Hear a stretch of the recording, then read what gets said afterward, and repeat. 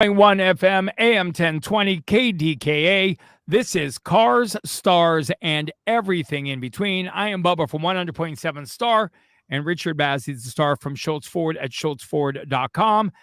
Is not with us this week, but with us this week is a giant star that I'm a giant fan of. Ben Bailey, welcome to Cars, Stars, and everything in between. Thanks so much, man. How's it going? Good. So obviously my first exposure of your talent came with Cash Cab.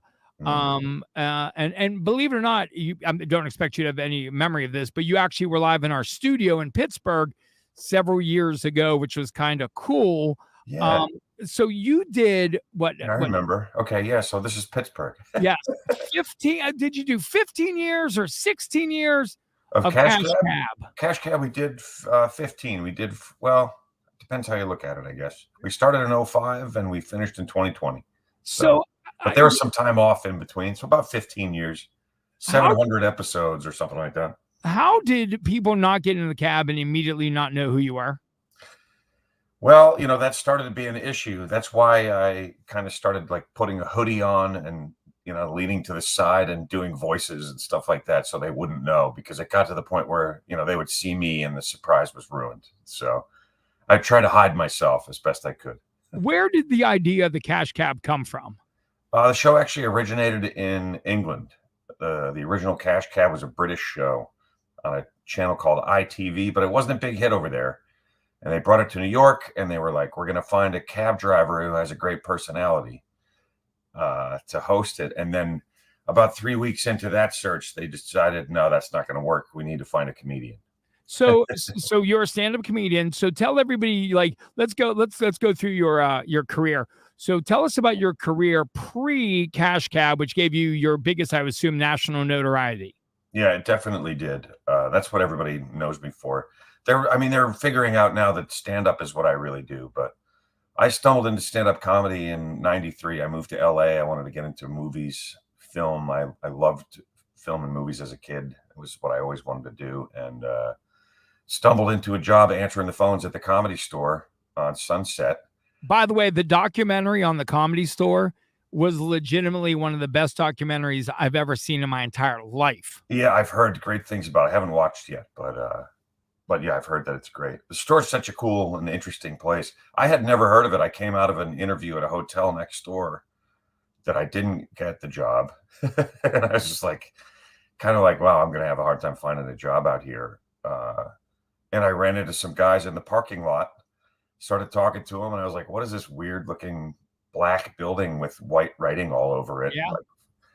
And they're like, oh, that's the Comedy Store. I'm like, I don't know, I've never heard of it. They're like, well, we need somebody to answer the phones. You have a great voice. So they gave me a job. I got a job answering the phones there. And then I was hanging out in the green room is kind of where the desk and the phone was. And next thing you know, this guy's offering me to go on his show that Saturday. The first week that you were working at the Comedy Store, you were offered a spot on a stand-up show? Yeah, because I was telling this like long, crazy story of how I ended up out in LA, and there's like a breakup with a girl, and there's all this crazy, crazy stuff. I like got on a plane in the middle of the night, half drunk, and flew to LA not knowing anybody or where I was going to go or anything. And so I was telling that story, and these guys thought I was a comedian. I had an audience in the green room. They thought I was a comic. And you weren't? No, I had never done it before. I had never even heard of the Comedy Store. I just ended up getting a job answering the phones in there. So wait a second, time out. I got time out. I get 3.5. I'm taking one right now. Sure, So you had never considered yourself a stand-up comic. You wanted to go to LA to be an actor or get on TV.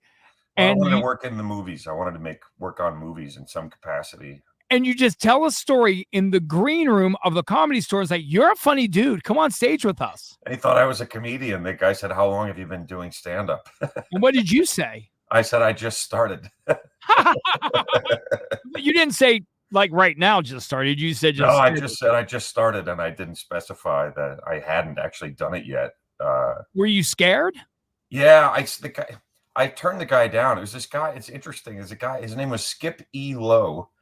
And he, like, everybody kind of knew him out there at that time. He had a cable access talk show, which he did from a bus bench that had an ad for the show on the bench. So you would Okay. sit on a bench that had a picture of the guy. Okay. And he actually started a few different people, and he was the inspiration for Martin Short's character, Jiminy Glick. Really? Yeah, which I didn't know until like years later. And then I went, oh my God, of course. It's totally him.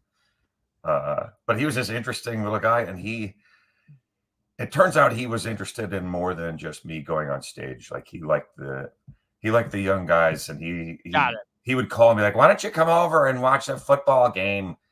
Marlon Brando's son's coming over to watch the game. You should come over. I'd be like, I don't know, Skippy. How long did you answer phones for the Comedy Store? For about 6 months. And so what are some of the people through the course of those 6 months just answering phones that you met or ran into or had interactions with at the Comedy Store? A lot, because what would happen is I was totally broke. Like I was making like less than $3 an hour answering phones. Where'd you sleep? This is back in 1993 is when I started. So that's, that was more money then than it is now, but still not much. Nope.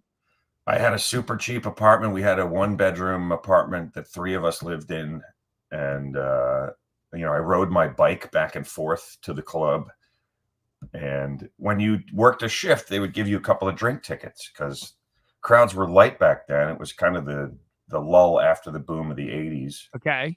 And so I would go at the end of my shift, or I'd save them up sometimes and go and sit at the service bar. And that's when I could have like a night out. I could afford to have a few drinks because I had drink tickets for my shifts, Okay.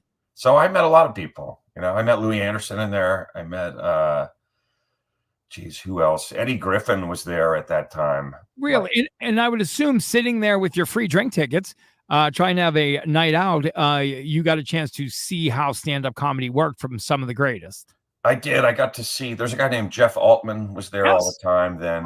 By the way, unbelievably funny. Yeah. Yeah. But so like I started watching him. I never really was into comedy. I was always a smart ass. I was always getting thrown out of class and getting in trouble for trying to make everybody laugh. And, I didn't realize I was training for my future career at the time. What was the light bulb moment?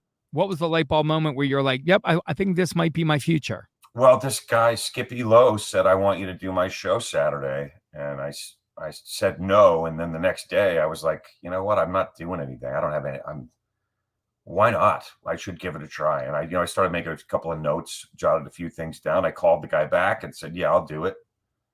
And he said, okay. And I did it. I was, terrified, but I got up there and I got a laugh at the first thing I said. And that was it, man. I knew right in that second, I'm like, this is it. This is what I'm doing. Really? Yeah.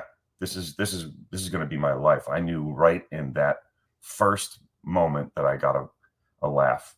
This is it for me. This is what I'm doing. This is why I came to LA.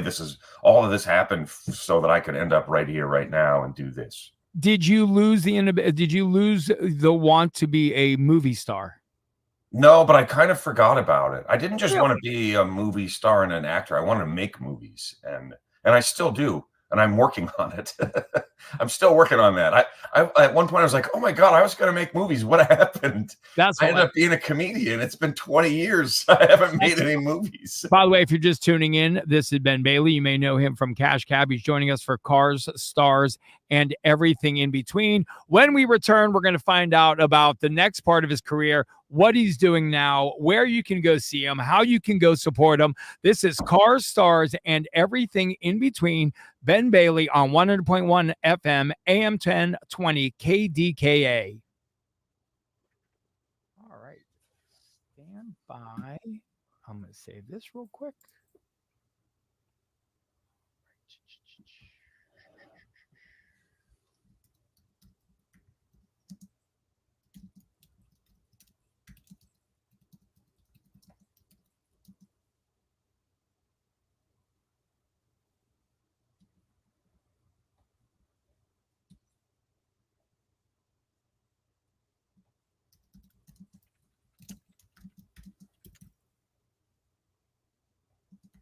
All right.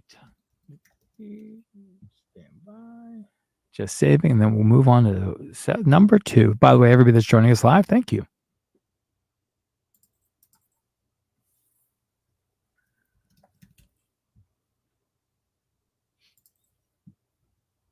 All right, here we go. 100.1 FM, AM 1020 KDKA. This is Car Stars and everything in between. I am Bubba from 100.7 Star, Richard Bazzi from Schultz Ford, schultzford.com. And today's star is Ben Bailey. You may know him from obviously this amazing show called Cash Cab. He's coming to Pittsburgh April 17th at the Draft House Stage and Grill.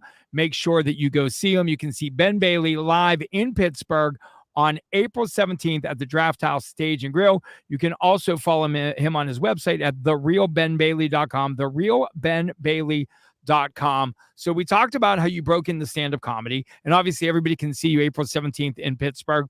Do you remember, because you were actually on the Tonight Show, the Today Show, the Oprah Winfrey Show, Rachel Ray, was there any moment on any of those shows that you walked out on stage and you were overwhelmed or stunned by the moment of where you were?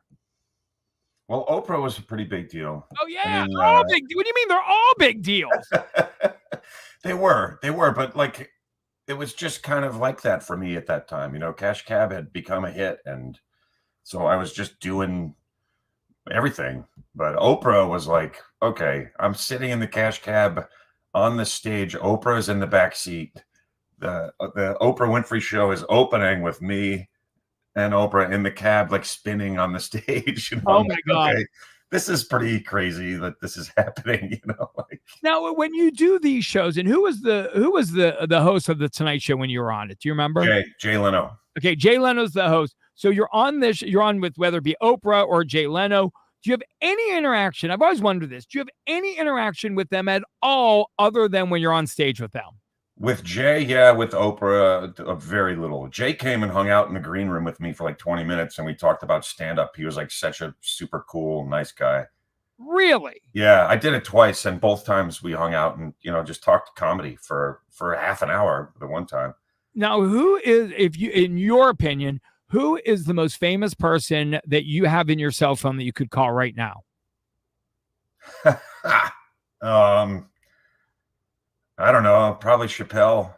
So you see, think about that. You could pick up, for me, just some dude sitting here in Pittsburgh. He's like, yeah, I could call Dave Chappelle. It's like, what? There's a bunch. I mean, it's funny. You don't think about it coming up. You know, you just like you meet all these people, and they're everybody that you do stand up with, and then, you know, they end up huge stars, you know, and you're like, wow, okay.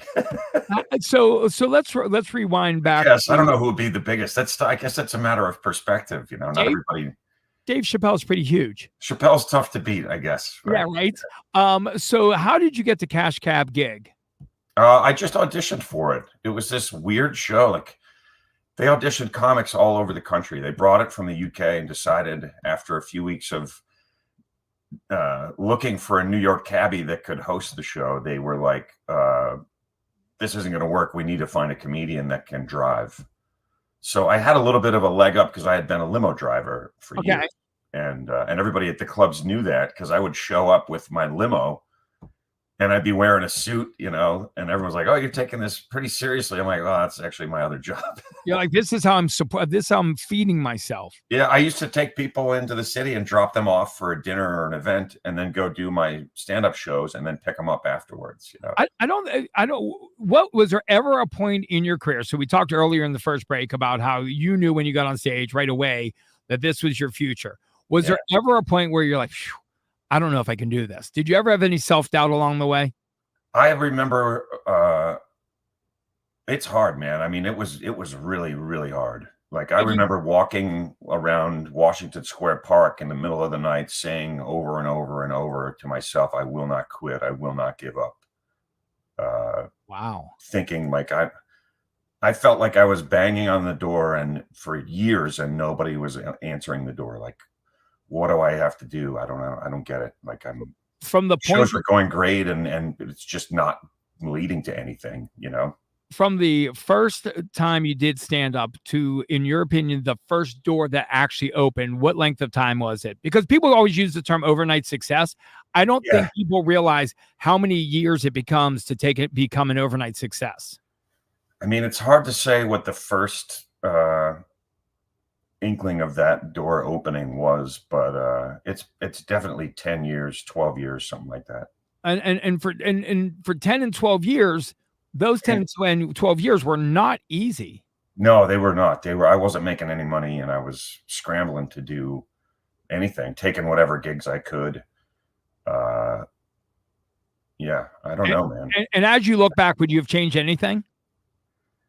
I might change my own behavior in some situations. That's honest, right? Yeah, I might like consider relationships with people in my business a little more than I did when I was young. Yeah. When you're young, you're not thinking of the long-term ramifications of the split-second decisions you make. I was like, I don't want to work with anybody that I think is dishonest or whatever. And I'm in show business, like that Everybody's cuts out a lot of people. Like, I don't work with anyone in the business anymore. You're like, is there any chance? Like, did I pick the wrong morality-based business or what? Right? Which is almost so. If people are planning on coming April 17th, a Draft House, Stage and Grill, what can they expect from a Ben Bailey show? It'll be a new set. I haven't been in Pittsburgh in maybe a couple of years. So it'll be new stuff and just fun, nothing political, nothing. For me, it's meant to be an escape for them, right? Yeah. From my end, it's a job. I'm supposed to make you laugh, right? Yep. I'm not there to make you think something or make you do something. Just laugh. You're not there to make me contemplate my existence on this planet. Maybe there might be a little bit of that, but it'll be a funny way to think about it.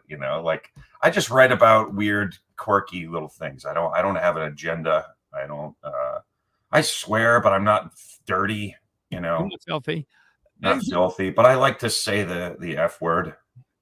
I feel like I've earned that right. And I'm not just going to give that up because some people are like, yeah, I don't like it. He says, like, well, then, that's all right. You don't have to like it. So, Ben, I've interviewed so many stand-up comedians on my show over the years, and some really, really big, famous ones. I always jokingly say that Kevin Hart used to do my show years and years ago, and I always wonder we hung out outside of the show on top of it. I always wondered if I ran into Kevin Hart, would he have any recollection of who I am, even though we've hung out many, many times? But talking to a lot of comedians, they all seem to share a story when on a specific night when they were on a roll and didn't stop the show and just kept going. Has that ever happened to you? You mean that I just went really long? Yes. Yeah, totally. Yeah. I've had a couple. I mean, when I was younger, there was one time, I think in North Carolina, when there were some gang members waiting outside for me because I embarrassed them. I went long that night. Wait a second. Are you kidding me? No. And was somebody calling 911 as you were you like giving some sort of secret sign, like, call the police? I'm going to be up here until they leave. Secrets. I was like, those guys are waiting. I'm going to be up here until they're gone. So you guys can stick around. I'm not leaving until. You said that on stage? I could still see them. Yeah, they're outside waiting for me. Oh my gosh. That is absolutely unbelievable. I think I did 2.5 hours that night. Oh my God. And so people can obviously still watch Cash Cab. It's on reruns. And by the way, I think I saw there's a TikTok page that shows like highlights of it as well, if I remember correctly. So I haven't seen that. Yeah, there probably is. Everything is reborn again on social media at some point or another. Yeah. You'll be coming to Pittsburgh April 17th, Draft House, Stage and Grill. Hopefully everybody will go out there and see you because it'll be a great stand-up show. Oh, thanks, man. Yeah, I'm looking forward to it. It's going to be fun. Ben, Thanks so much for having me. Ben Bailey, thank you